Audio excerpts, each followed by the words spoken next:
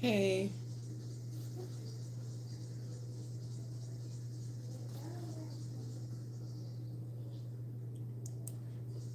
how you doing, Charity?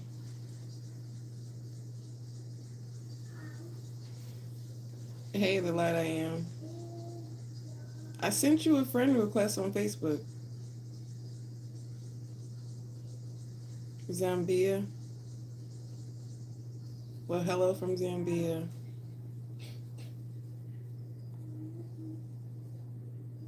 And hey from New York, the light I am. Okay, so I just wanted to go over real quick about marriage and divorce. So, what I wrote down is just about man made marriage. The one you hit me up from. Uh, Christos.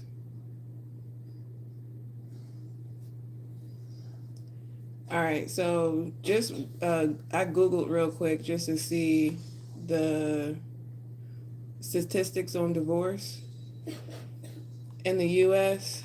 and it says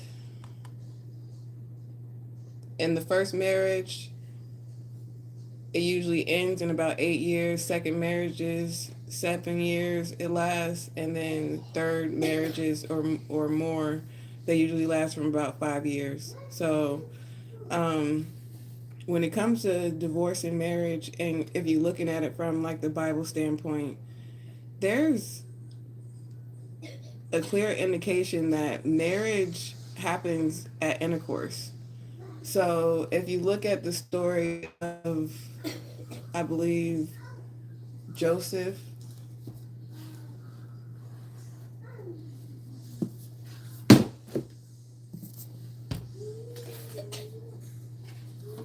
let me grab my Bible real quick, take it out this take it out this case. Hey, what's up?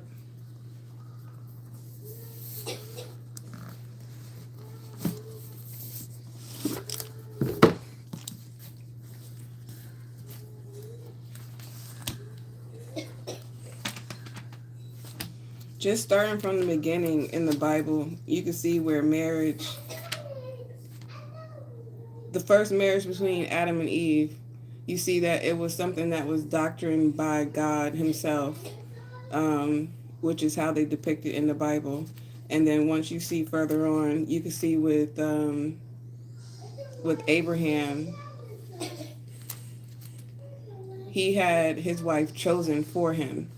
So you can see already where the Garden of Eden story plays out, how they were truly kicked out of the garden, and it was no longer a created from the rib, and the husband and wife was chosen in that manner.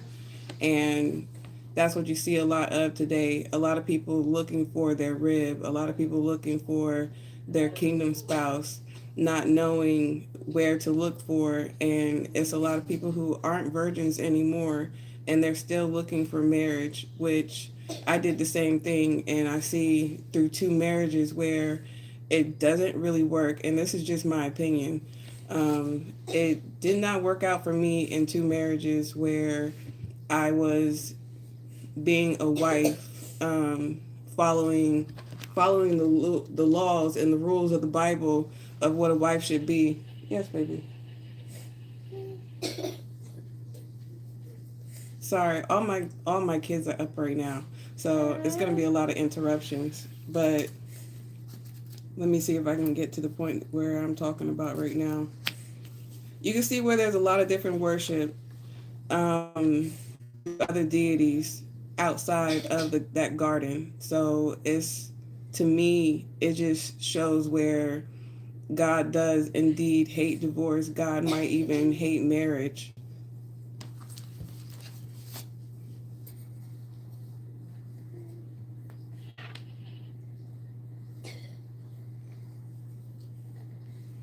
Oh wow, yeah, people are still up here doing that weird stuff, y'all. It's crazy. But anyways, Hey, Noble, I'm good. How are you?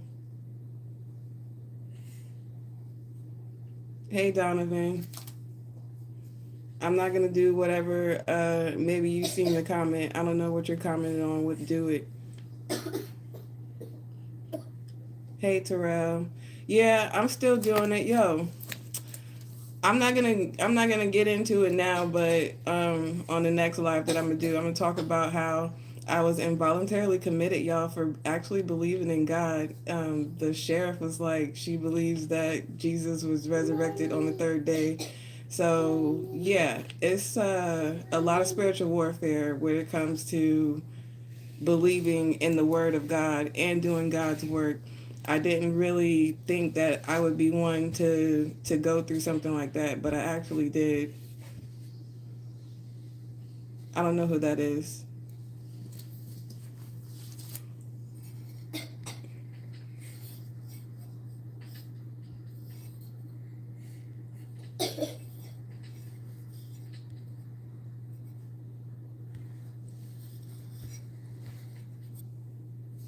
I'm gonna just put you in timeout, okay? So, anyways, Jacob is who I was looking for. Um,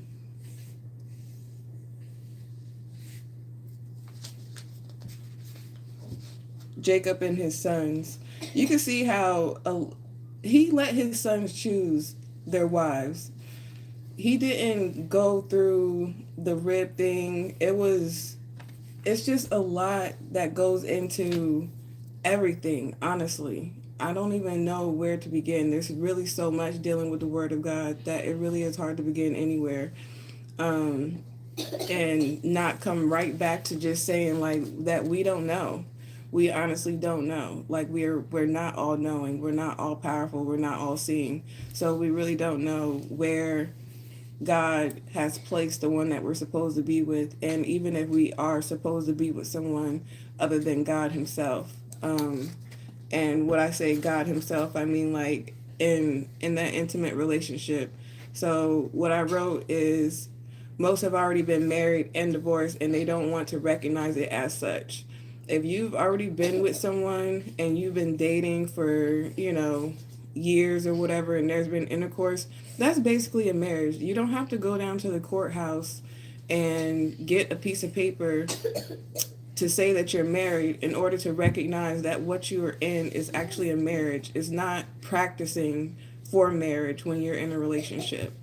So another thing is it's a distraction from yourself. So when you're in a relationship, you're mainly distracted. You're thinking all about that person, or you're thinking about how you and that person is going to do XYZ.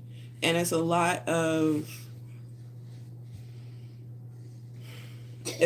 back and forth between what you think about y'all, and a lot of people don't stop to think about what God is actually trying to say about the whole situation. You're so busy trying to make something work, trying to stay in a situation where you're probably not even supposed to be there, or it's just a learning experience all in itself. And sometimes that learning experience is over very quickly, but you prolong it and you end up in a situation where years down the line, then you have kids, if you do have kids. And it's just a lot of broken families and a lot of misnomers where it comes to how people look at the word marriage. Um, so I'm not really talking about marriage as far as what God had deemed it to be, where two souls become one. I'm talking about marriage in the aspect of man-made marriage, going down to the courthouse, getting a piece of paper, and having a big wedding at the church. And a lot of people don't get married in the church any day these days either. So I didn't get married in a church. I got married at the courthouse. So that's why I talk about courthouse marriages. I don't know anything about marriages in the church. So if people have been married in a church and it ended in divorce, I'm pretty sure it probably hits them a lot harder, especially when it's been years, or decades that they've been married and been together. and trying to make things work. Absolutely.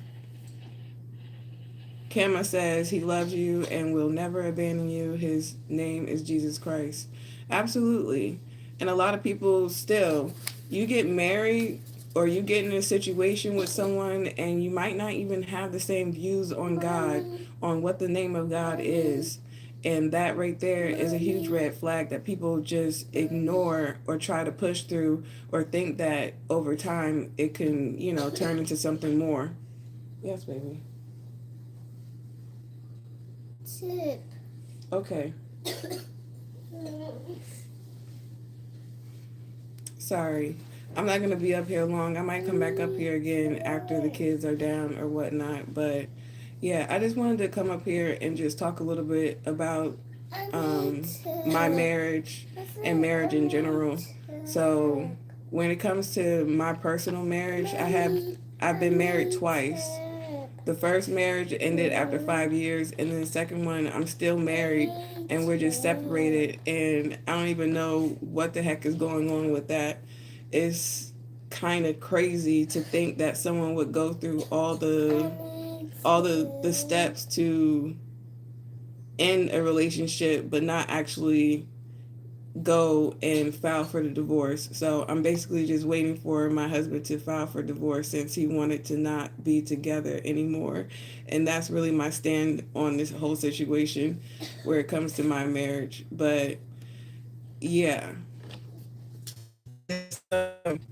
it took me away from, I was losing myself in the marriage. And once I realized that I was losing myself and I wasn't able to really give more time to God, it really was crazy, y'all. It really was. I could see where anytime that I would do Wisdom's Plea stuff, he wouldn't like it. He would start acting out in certain ways, whether it be like abusing the kids or something like that, or just cheating in general and just not being home. It was crazy to see the spiritual warfare play out, and I didn't like that what I was doing was causing someone to act out in certain ways. And even if it's not me directly causing that person to do those things, if a person's not strong enough to be with someone who is in the Word of God, who is doing God's work, then you have your own personal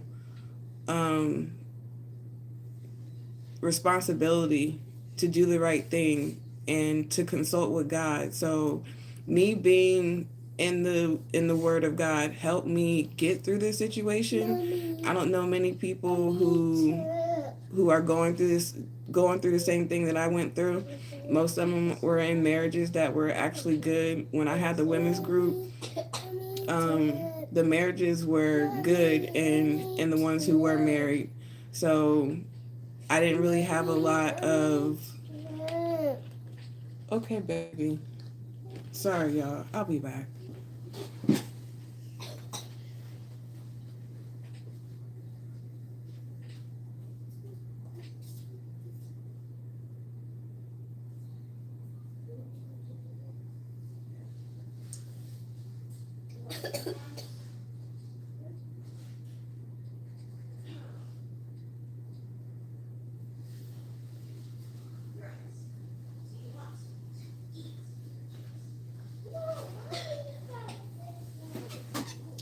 But yeah, I didn't really have a lot of support where it came to people understanding that the situation I was in was a going downhill since theirs were going up, and all praises to them.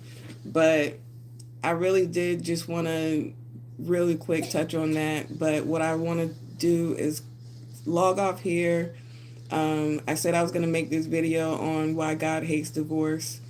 And I just wanted to put this out there. So my opinion on why God hates divorce is because it takes a lot of work to break up a situation that was put together, especially if it was put together and the people weren't supposed to be together. A lot goes into it. You lose a lot. A lot of hearts are broken. Um, in some cases, there could be bloodshed. There could be criminal activity going on. Um, Looking at this thing, it says the most common reasons for divorce is infidelity, financial stress, poor communication, substance abuse, domestic violence or abuse, lack of intimacy, and unrealistic expectations. So there is atheism. What about atheism? So there's a lot of different reasons why marriages fail. And if you look at the different reasons, like financial stress, some people can't handle being together and the finances not being the same as it was when they first were, especially when kids are brought into a situation. It's a lot of ups and downs where it comes to finances, and a lot of people aren't prepared for that. They're not ready for the struggle, so to speak, getting it out the mud. So, it brings on other areas where it comes to infidelity.